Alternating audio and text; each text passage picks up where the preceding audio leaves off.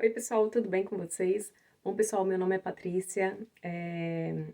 Esse é um canal que eu acabei de criar para falar sobre espiritualidade, as minhas experiências ao longo da minha jornada até os dias atuais. Eu tenho 39 anos, eu sou uma brasileira, saí do Brasil há exatamente 2 anos, em 2023, me mudei para a Irlanda e aqui eu estou começando uma nova jornada na minha vida.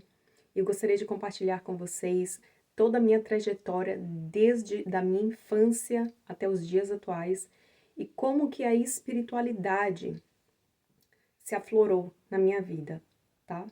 Então, eu gostaria que, se vocês gostarem do canal, dê um curtir, comentem, compartilhem, isso é muito importante para que a mensagem chegue a mais pessoas, tá bom?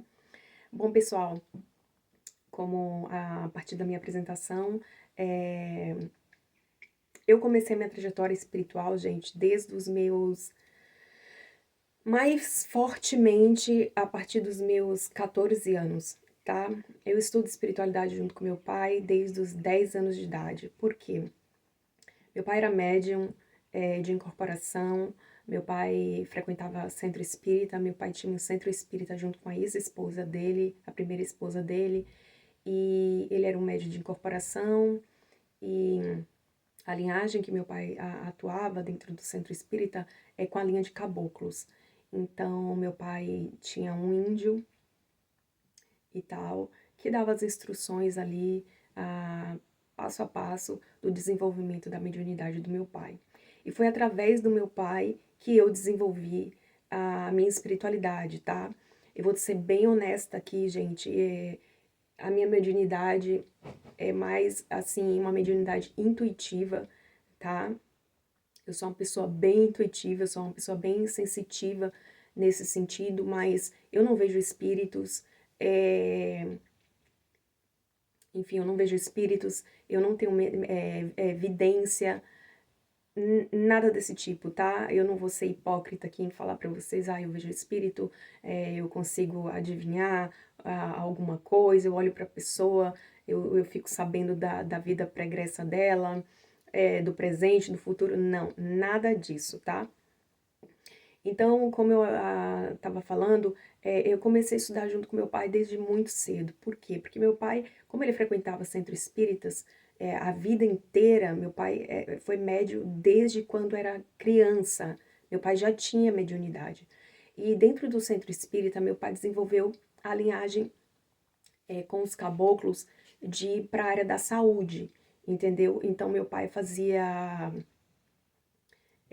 tratamento com pessoas que tinham problema de saúde, pessoas que tinham transtornos, assim, psíquicos, muitas das vezes, pessoas que tinham distúrbio do sono, mas nesse sentido, assim, sabe, famílias que tinham crianças muito doentes, então meu pai sempre foi muito dessa linhagem mais espiritual no processo de cura. E aí meu pai se separou, enfim, conheceu minha mãe, se envolveu com minha mãe e eu acabei nascendo. Infelizmente, a minha família foi uma família extremamente desestruturada em todos os sentidos. Se eu fosse uma roteirista, sabe, a minha vida daria um filme de terror de Sexta-feira 13, porque foi o verdadeiro apocalipse. Enfim, a minha mãe engravidou de mim, casou com meu pai, depois que meu pai já tinha se separado, conheci meu pai, casou, me teve logo assim que conheceu meu pai. E assim que eu cresci, que eu nasci, quando eu já me entendia por gente, eu já sentia ali um certo desconforto da parte dela. Ela falava que não gostava de mim, quando eu chegava perto dela, ela me empurrava, ela puxava meus cabelos. E aí, quando eu fui ficando mais velha, ela falava sempre pra mim, você só nasceu porque era uma minha última oportunidade. Porque ela vinha de um relacionamento passado, né, onde ela dizia que apanhava muito, que ela sofria muito abuso, e ela tinha filhos desses outros relacionamentos. E mesmo conhecendo meu pai assumindo os filhos dela do outro relacionamento, ainda assim, quando eu nasci, ela me tratava muito mal. Para vocês terem uma ideia, quando eu passava o dia inteiro em casa, criança, 2, 3 anos, de xixi, de cocô, e ela não limpava. E meu pai, quando chegava em casa, meu pai que tinha que fazer ali a higiene de um bebê, entendeu? Então, era mais ou menos isso. Então, não tendo esse amor de mãe, essa coisa próxima, assim, de mãe e filho, eu fiquei muito apegada ao meu pai. Meu pai sempre foi uma pessoa maravilhosa, meu pai sempre foi uma pessoa extraordinária. E eu vivia o tempo inteiro do lado dele. Tudo que meu pai fazia, eu fazia junto. Todo lugar que meu pai ia, eu ia junto. Só não estava com ele no momento em que ele estava trabalhando. Reuniões da escola era meu pai que ia. Participações escolares era meu pai que me levava. Tudo era meu pai que fazia. Meu pai que arrumava meu uniforme para ir para a escola. Meu pai que se preocupava com a minha comida. Ele fez o papel de mãe e de pai. E aí, meu pai, todas as noites, ele tinha um hábito, ele tinha um hábito de fazer os estudos mediúnicos dele em casa mesmo, sabe, no quarto. E eu pegava meu pai sempre lendo o livro dos espíritos, Allan Kardec e tal. E meu pai chegava para mim e falava assim, senta aqui, lê isso aqui vai ajudar você na sua leitura. Porque como eu era pequena, né, a gente passou daquela fase de alfabetização, e dali para a vida adulta escolar, né, só é um progresso, né, você ler. Então eu li aqueles livros junto com meu pai, eu sempre fui uma criança extremamente curiosa, eu sempre perguntava o significado das coisas, o que significava aquilo, e meu pai sempre falava. Então eu passei praticamente a minha infância inteira presenciando ali o meu pai fazendo as leituras, recebendo muitas pessoas em casa, apesar das brigas inúmeras e diárias que tinham, porque meu pai recebia essas pessoas, não porque o meu pai queria. Como o meu pai era conhecido no bairro por ser médium, muitas pessoas iam na minha casa. Mães, eu lembro de uma menina que tinha nascido e a criança nasceu com um distúrbio auditivo e a criança não escutava.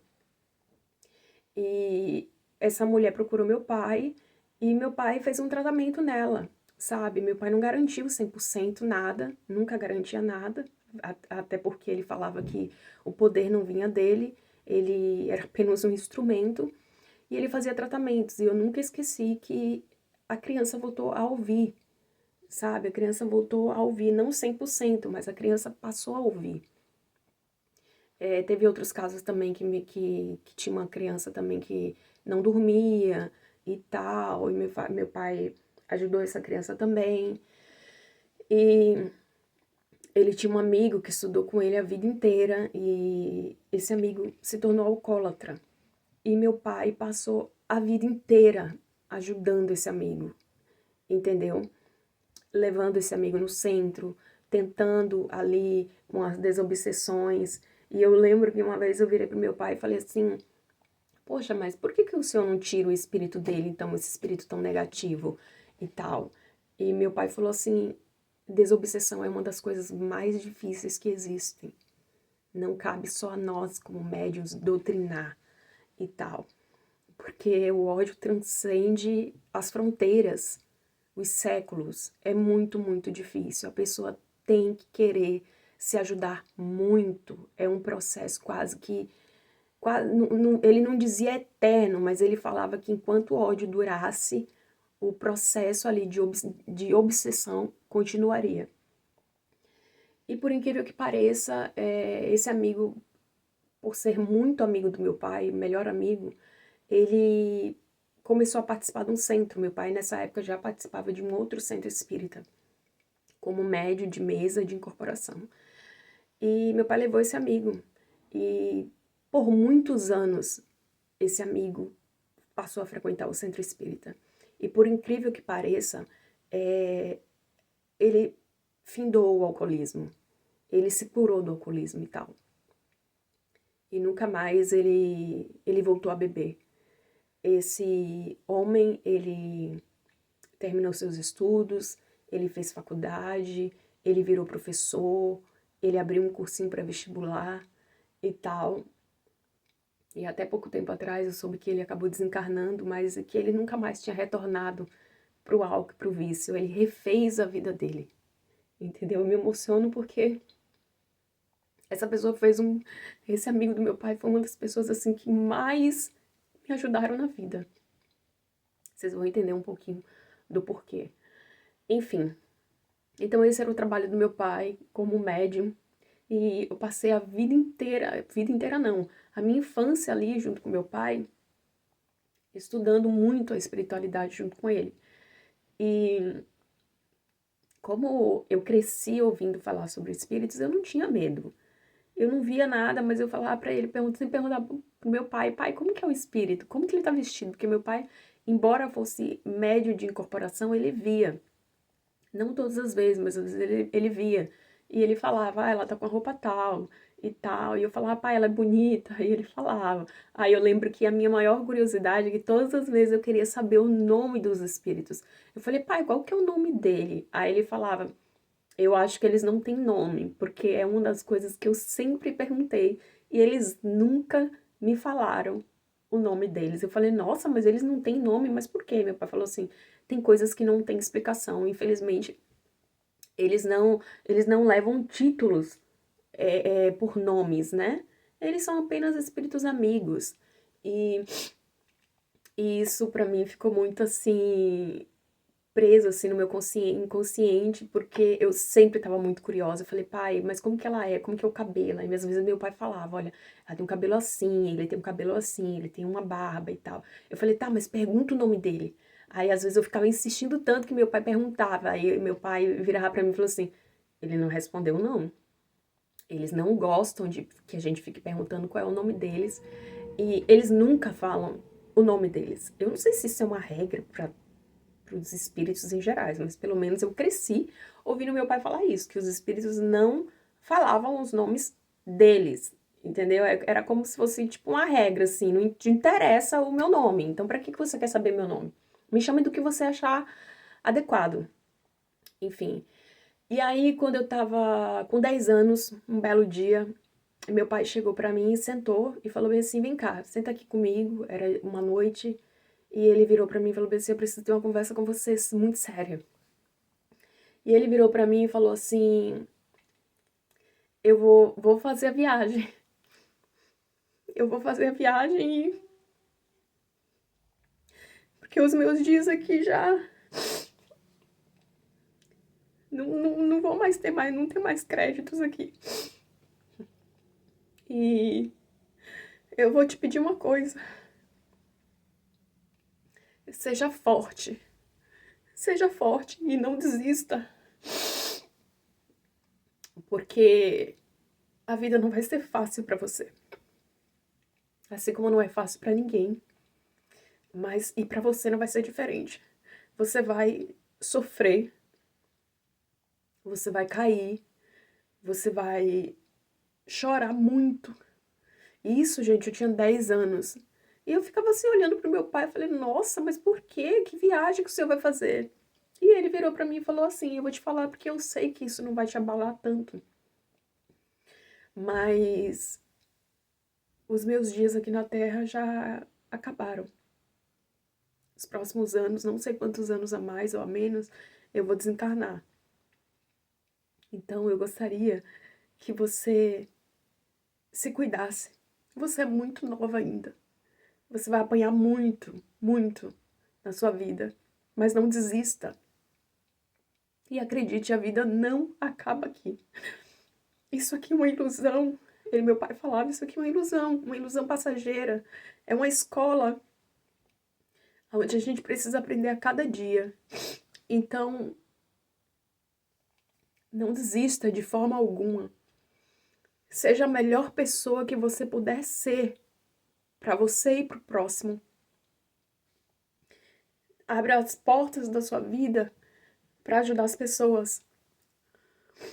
Porque tudo aquilo que você faz vai estar ao seu favor, aonde quer que você se encontre. Eles serão os juízes que irão pautar a sua situação. Então ajude as pessoas. tenha empatia, mas não empatia egóica de pensar só em você. Ajude as pessoas, por maiores que seja a sua dificuldade. Ajude as pessoas, ouça as pessoas. Tente levar, tente levar a espiritualidade para as pessoas e não force nada, mas sempre deixe claro que isso aqui é só uma passagem. E que a gente, na verdade, não tá vivo 100% aqui encarnado, porque é a verdadeira vida do lado de lá. Então, foi isso. Ele virou pra mim, tá aqui todos os meus livros, leia todos os dias. Se prepare, que a batalha vai ser grande. E simplesmente, depois de um ano, meu pai descobriu um câncer de garganta, muito, muito, muito agressivo. Meu pai foi morrer desde os 13 anos de idade. Ele faleceu com... Eu não sou muito boa de matemática agora, gente. Meu pai nasceu em 1931 e faleceu em 1998. Então, não sei mais ou menos, assim, a idade é 60 e poucos anos. E meu pai faleceu em um ano. Em um ano, meu pai veio a óbito. E o câncer foi muito, muito agressivo. Eu não sei dizer se meu pai teve um câncer porque ele fumou desde os 13 anos de idade e tal, ou se realmente aquilo ali fazia parte do processo, porque eu não acredito que o câncer ele venha nas nossas vidas somente por vícios, né? Por má alimentação, enfim. Acredito que tudo varia, tudo é um processo ali, cada um tem a forma ali certa de desencadear ali o processo para o seu desencarne, né? Mas fato é que meu pai faleceu de câncer de garganta e aos 12 anos ele veio desencarnar. E eu lembro que 2 semanas antes do meu pai desencarnar, meu pai teve uma melhora absurda, né? Uma melhora muito boa. Meu pai nunca tinha comemorado o aniversário dele. E ele comemorou o aniversário e foi muito interessante, porque meu pai chegou pra mim e falou assim: eu vou em paz porque eu sei que você vai ficar bem. Eu sei que você entendeu o que eu tinha pra te passar e você vai seguir. E nunca se esqueça, eu estarei sempre com você. E foram essas palavras. E meu pai fez aniversário dia 18 de março. E tava ótimo, gente, ótimo, andando e tal, conversando, brincando, fez aniversário, chamou os filhos dele, meus irmãos, pai, de pai. Foi tudo muito mágico, assim, sabe? Eu tive até um fio de esperança. Quando foi no dia 25, meu pai faleceu às 10h40 da manhã. Teve 3 paradas cardíacas em casa e veio a falecer. E aí,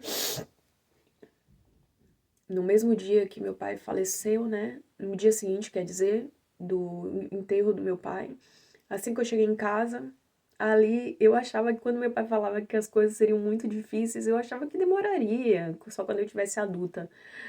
Mas o que aconteceu foi o seguinte, quando a gente voltou do velório, assim que eu cheguei em casa, a minha mãe nem tirou a roupa, ela ajeitou a casa inteira, tá? Ela organizou a casa inteira, ela tirou tudo o que tinha do meu pai de dentro de casa, fez uma fogueira e tocou fogo. Em tudo, desde o colchão, as roupas. Ela não chamou nenhum filho e disse assim: toma aqui o óculos, se você quiser ficar de recordação. Toma aqui. Ela só não queimou os documentos, porque quem fez o velório e fez a liberação dos documentos pro enterro foi a minha irmã. Então ela acabou ficando com os documentos do meu pai. Ela queimou tudo, queimou todas as roupas. Eu não tive a oportunidade de cheirar pela última vez. Dizem que a gente não pode ficar com os pertences das pessoas, mas... Poxa vida, você queimar assim... o corpo acabou de ir para debaixo da terra e você simplesmente queima sem nenhum remorso. E eu virei pra ela e falei assim, nossa, mas por que você tá fazendo isso? E ela virou pra mim e falou assim, você quer ir junto? A fogueira tá ali. Então, começou aí. E aí ela queimou tudo, se desfez de tudo. Trancou o quarto, trocou todos os móveis, jogou tudo, gente. Não ficou nada, não ficou uma meia. Nada pra gente se despedir, não ficou uma foto. A única foto que eu tenho é a foto daquele santinho, sabe, que faz no velório. Que eu guardei, porque ela queimou absolutamente tudo. Ai, meu Deus, meu gato. Não, não, não, não, não. E queimou tudo, enfim. Depois disso, a minha vida seguiu ali. A minha mãe muito mais agressiva a cada dia que passava ela mais agressiva. Ela tratava com total diferença os filhos dela, que ela teve com o primeiro casamento, do que eu. Ela me tratava de forma horrível. Ela me ofendia, ela falava que nunca me quis. Ela virava pra mim e falava assim dentro de casa, ela falou: "Você foi só um salto de salvação. Você foi um pulo de salvação, porque eu nem te queria, garota. Eu nunca te quis. Você me arrebentou toda." Porque quando ela engravidou de mim, ela já estava com certa idade e a gravidez teve muita complicação. E ela passou acamada a gestação inteira, ela teve deslocamento de placenta. E quando eu nasci, gente, a coisa só piorou, porque aí ela teve problema na bexiga, ela teve problema no útero, e com isso ela teve que tirar tudo. O útero, o ovário, tudo, enfim. E a cirurgia, naquela época, foi uma cirurgia muito extensa. Ela ficou muito mal e ela falava isso a vida toda. Ela falou: "Você me destruiu por dentro, você acabou com o meu corpo." E aquilo era muito doloroso para eu ouvir. Mas eu sempre fui uma criança, gente, e uma adolescente que eu não ficava tão abalada assim, sabe? Hoje eu tenho a maior dimensão das coisas que eu passei. Mas quando eu tava ali, eu ficava assim, pensando, ela é louca. Gente, ela é louca. Como assim ela tá achando que eu destruí ela, que eu machuquei ela? Coitada. Quantos anos faltam pra completar 18 anos? Eu ficava fazendo as contas. 5 anos? 4 anos? Porque eu vou embora. E mesmo ela falando, ai, você é um atraso, você não sei o quê. Eu quero que você suma. Se eu pudesse acordar e fechar o olho e acordar e não ver você, seria uma glória. Enfim, esse tipo de comentários horríveis, entendeu? E aí eu simplesmente fui muito determinada. Então eu não ficava abalada quando eu ouvia ela falar essas coisas. E aí o que que eu falava? Eu falava, gente, eu preciso estudar, eu preciso passar de ano, porque eu preciso ir embora daqui. Eu não quero isso aqui pra minha vida. Eu não quero entender o porquê que ela não gosta de mim. Eu não vou ficar implorando para que ela me ame. Eu não vou partir para isso. Que nisso eu já tava com uns 13, 14 anos. Então eu já tinha discernimento. Eu falei, não, quando um pai e uma mãe ama, ele ama desde o nascimento. Se ela me odeia desde quando eu nasci, não vai ser agora que ela vai passar a me amar. Então eu tenho que fazer o meu, fazer meu corre e bola pra frente. Eu não vou ficar implorando amor de ninguém. E justamente foi isso que eu fiz. Então, eu estudei, eu nunca reprovei de ano, graças a Deus, não porque eu não quisesse, porque eu nunca fui muito assim chegada a ficar estudando, mas mais pelo fato de que eu queria muito sair daquela situação, eu queria sumir daquela casa, eu queria desaparecer, evaporar. E aí o que acontece? Quando meu pai faleceu, as minhas irmãs todas por parte de pai, decidiram ir embora do Brasil. Decidiram ir embora do Brasil. E eu não pude ir porque minha mãe não ia dar nunca a minha guarda, me liberar pra ir embora do Brasil. Mas eu falava pra minha irmã, eu falava, olha, quando eu tiver adulta, eu vou embora. Eu vou embora ficar com você. E eu falava sempre isso. E ela falava, Paty, eu vou estar sempre em contato com você. Minha irmã e eu nunca perdemos o contato. Ela sempre muito preocupada comigo. Mas eu sempre fui uma pessoa, gente, que eu nunca gostei muito de ficar pedindo ajuda, sabe? Eu sempre pensei assim, eu tenho que resolver minhas coisas. Não que eu seja uma guerreira Xena, entendeu? Mas eu tinha caminhos ali, no meu inconsciente, eu tinha caminhos pra conquistar minhas coisas, pra fazer minhas coisas, pra correr atrás das minhas coisas. Então, quando eu completei 17 anos. Desculpa. Quando eu completei ali meus 18 anos, já tinha, terminei o. Já tinha terminado o meu segundo grau. E aí eu comecei a querer procurar emprego. Não tinha nível superior. Tinha acabado de sair do segundo grau. Comecei a procurar emprego e tal. E aí, simplesmente, eu tinha uma colega na escola que sempre que ela tava falando, quando tinha as coisas na escola, o que que seu pai faz da vida? O que que sua mãe faz da vida? E ela falava, meu pai tem uma fábrica de lingerie. E aí, um belo dia, eu falei com ela, fui atrás dessa minha amiga, e eu falei com essa minha coleguinha, eu falei pra ela assim, eu falei, fulana, você falou pra mim que seu pai tem uma fábrica de lingerie, né, aqui na cidade. Eu falei, meu, eu preciso muito de trabalho. Eu preciso muito trabalhar. Você não consegue nada, nem que seja pra eu varrer o chão. Eu preciso de um emprego. Ela prontamente virou pra mim e falou assim, eu vou falar com meu pai. Não tem problema.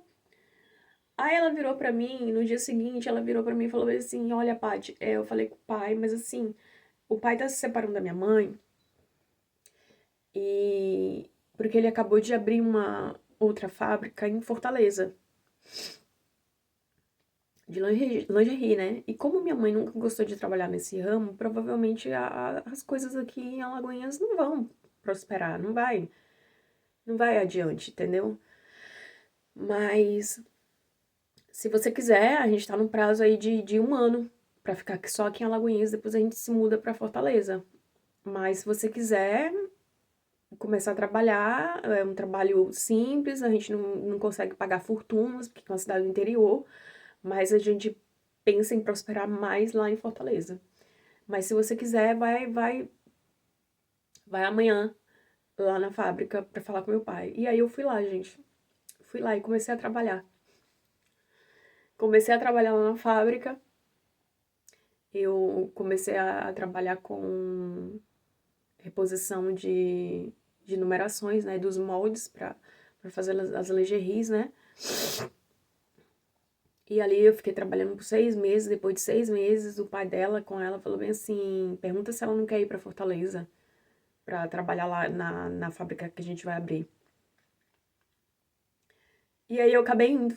Depois de um ano trabalhando nessa empresa, um ano e alguma coisa, eu acabei me mudando pra Fortaleza. Eu fui morar com essa minha amiga. Eu fui morar na casa dela com o pai dela. Trabalhei na fábrica, gente. Fui embora. E é uma coisa muito engraçada, é que quando eu fui numa quarta-feira à noite, eu marquei com ela uma quarta-feira à noite, numa praça que tem na minha cidade. Eu arrumei todas as minhas coisas, que era um dia que minha mãe não estava em casa. Minha mãe tinha o hábito de ir na igreja com as amigas dela. Eu arrumei todas as minhas coisas, não tinha ninguém em casa. Saí andando com uma mala, levei tudo meu. Eu lembro que eu cruzei uma rua. Quando você cruza assim, que você, quando chega aqui, você já não consegue ver o que tá lá atrás. Eu não ia conseguir mais ver minha casa. Eu parei, olhei pra trás, vi minha casa pela última vez e falei: nunca mais eu volto aqui. Pra vocês terem uma ideia, quando eu tava com 15 anos, minha mãe foi no conselho tutelar. Ela foi no conselho tutelar e falou assim: eu queria saber se tem uma forma dessa menina ficar com vocês aqui, porque eu não tenho estrutura pra ficar com ela. Eu não tenho emocional pra ficar com ela. Eu não quero ficar com ela. E eu tenho o direito de não querer ficar com ela. E aí eu lembro que o juiz conversou, teve algumas audiências e infelizmente o juiz falou assim, mas não tem nada que justifique não querer ter a sua filha com você. Ela vai pra escola, ela estuda. E mesmo que não fosse assim, não é assim tão fácil. Você chegar aqui com uma criança quase uma criança adolescente e dizer que não quer mais ficar com ela. Tem que haver justificativas, a gente tem que investigar. Aí um assistente sociais na minha casa e tal, e não viram nada de anormal, então ela não poderia perder a minha guarda, né? Enfim. E aí eu segui, comecei a trabalhar em Fortaleza, fui embora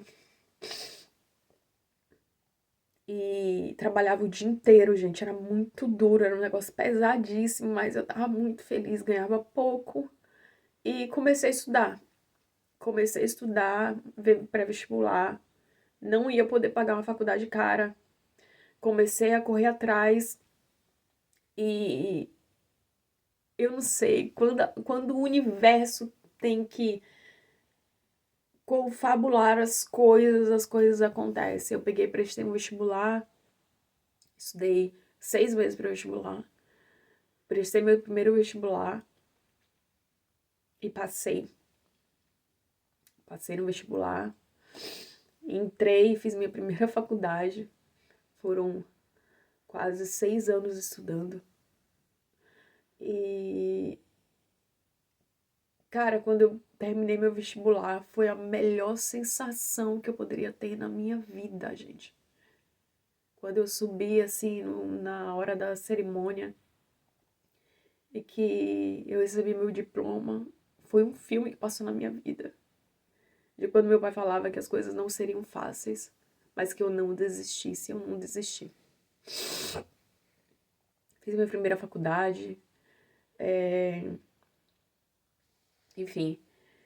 E depois fiz minha segunda faculdade e continuei o progresso na minha vida. Mas o que eu gostaria de falar aqui pra vocês, que como é que a espiritualidade se manifestou verdadeiramente na minha vida, né? Como eu falei desde muito nova, mas depois dos meus 14, 15, a partir dos meus 16, 17, 18 anos, eu comecei a ter experiências espirituais. Experiências essas em sonhos. Eu comecei a ter projeções astrais. Eu comecei a ter projeções astrais. E essas projeções astrais, gente, nunca foram para lugar bacana. Eu lembro que eu tinha projeção astral, saía do corpo, me via em cima do teto, com um monte de monstros ali me agredindo, me ferindo, me cuspindo. E acontecia dessa forma assim, mais doida possível, né? Mas eu nunca tive em um lugar bacana, ai, fui para um plano superior e tal, não sei o quê. Vi um pasto verde lindo, maravilhoso. Não, eu só fui para zonas bem inferiores mesmo. Mas, e tinha muito medo quando eu voltava, né? Eu lembro que eu vinha de soco, assim, que eu tava num umbral, assim, numa zona inferior, e do nada dava de cara com um ser, assim, totalmente desfigurado, e o impacto era muito forte, eu voltava na mesma hora. Voltava na mesma hora e não conseguia ficar naquele lugar. E eu lembro que quando eu tinha experiências, assim, de projeção mesmo, que eu ficava alguns que eu percebia que o tempo tava ali, que eu tava começando a ter lapsos. Eu não sei explicar, gente, direito, mas é como se você começasse a ter um sentimento de que você tá enlouquecendo no lugar. Essa era a experiência que eu tinha de como se eu tivesse começava a enlouquecer. E aí eu pensava, preciso voltar, aí eu voltava pro corpo. Porque se eu não voltasse, eu tinha uma chance de não lembrar também do que tinha acontecido. E eu preferia voltar, ter aquela experiência ali curta, mas ter a rememoração, né, da situação. Então, eu tinha essas projeções até os meus 20 anos. Depois disso, nunca mais eu tive. Nunca mais eu tive projeção astral. Não sei o motivo. Parou tudo. E aí, mesmo depois desse processo de estagnação das minhas projeções astrais, né? Eu continuei ali pesquisando, estudando e tal, não sei o quê. E passei a minha vida inteira estudando espiritualidade. Hoje, inclusive, eu estudo magia também. Estudo magia, tiro tarô e tal. Passei a minha vida inteira tentando entender por qual motivo eu não tinha mais as projeções, né? E aí, é isso, tá? Eu vou fazer a parte 2 pra gente dar continuidade. E eu espero que vocês tenham gostado. Curtam, compartilhem e voltem. E desculpa, gente, eu tô um pouquinho nervosa, mas a gente se vê numa próxima, tá bom? Um beijo.